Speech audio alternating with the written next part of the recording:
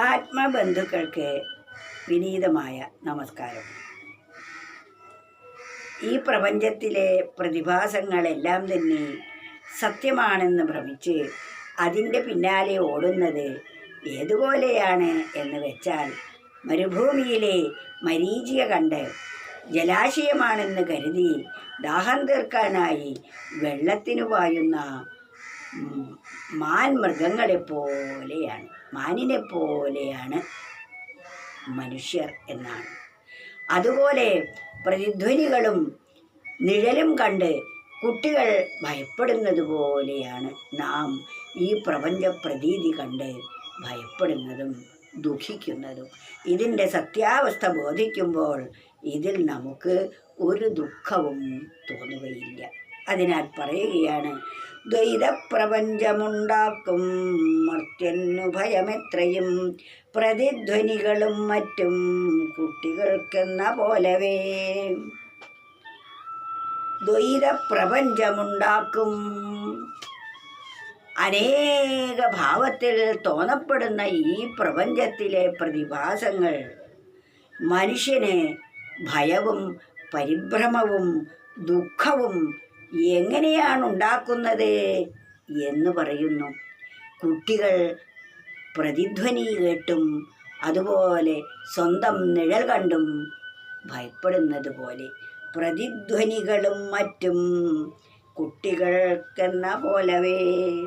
ഒരിക്കലൊരു കുട്ടി വിജനമായ ഒരു പർവ്വതപ്രാന്തത്തിൽ ചെന്ന് കളിക്കുകയായിരുന്നു. കളിയൊക്കെ കഴിഞ്ഞ് വീട്ടിലേക്ക് പോരാൻ നേരത്ത് ആ കുട്ടി ഒരു വലിയ ശബ്ദമുണ്ടാക്കിയപ്പോൾ അതേ ശബ്ദം ആ പർവ്വത താഴ്വരയിൽ നിന്നും ഉണ്ടാക്കി. ഇത് കേട്ടപ്പോൾ ആരാണ് എന്നെ കളിയാക്കുന്നത് എന്ന് കരുതി കുട്ടി അത്യുച്ചത്തിൽ പറഞ്ഞു, നീ ആരാണ് എന്ന്. അത് കേട്ടപ്പോൾ തിരിച്ചിങ്ങോട്ടും ചോദിച്ചു, നീ ആരടാ എന്ന്. കുട്ടി ഭയപ്പെട്ടു. എന്നോട് ചോദ്യം ചെയ്യുന്ന ഏതോ ഒരാൾ അവിടെയുണ്ട്, അയാളാണ് ഈ ചോദ്യത്തിന് ഉത്തരം പറയുന്നത് എന്ന് പറഞ്ഞു. വീണ്ടും കുട്ടി ഒരു തെറിവാക്ക് കൂടി പറഞ്ഞു. അത് അതേ ശക്തിയോടുകൂടി ഇങ്ങോട്ടും പറഞ്ഞു.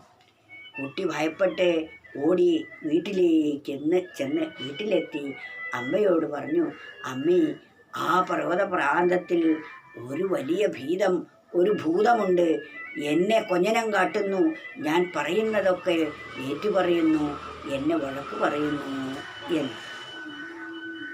അപ്പോൾ അമ്മയ്ക്ക് കാര്യം എന്താണെന്ന് മനസ്സിലായി. അമ്മ പറഞ്ഞു, കുഞ്ഞേ, അത് മറ്റാരുമല്ല, നിന്റെ ശബ്ദം തന്നെ, നിന്റെ ശബ്ദത്തിൻ്റെ പ്രതിധ്വനിയാണ് എന്ന് അമ്മ ഉദാഹരണ സഹിതം വിവരിച്ചു കൊടുത്തു. അപ്പോൾ കുട്ടിക്ക് ഭയം പോയി. അതേപോലെയാണ് നാം ഓരോരുത്തരും ഈ കുടുംബ ബന്ധാദികളിലും ഈ വസ്തുതർക്കങ്ങളിലും ഈ ഭൂമിയുടെ അവസ്ഥകളിലും എല്ലാം അഭിമാനിക്കുകയും അത് നഷ്ടപ്പെടുകയും ചെയ്യുമ്പോൾ ദുഃഖിക്കുന്നു.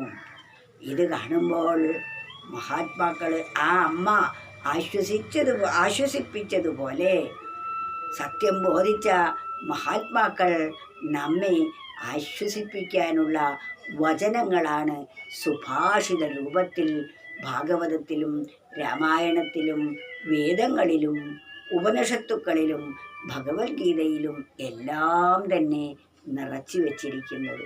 അവയെല്ലാം നാം ഉൾക്കൊണ്ട് അവ വായിച്ച് മനസ്സിലാക്കി അറിയുന്നവർ പറയുന്നത് കേട്ട് അതിനനുസരിച്ച് ജീവിക്കുമ്പോൾ അതിൻ്റെ പൊരുൾ നമുക്കും മനസ്സിലായി കിട്ടുന്നതാണ്.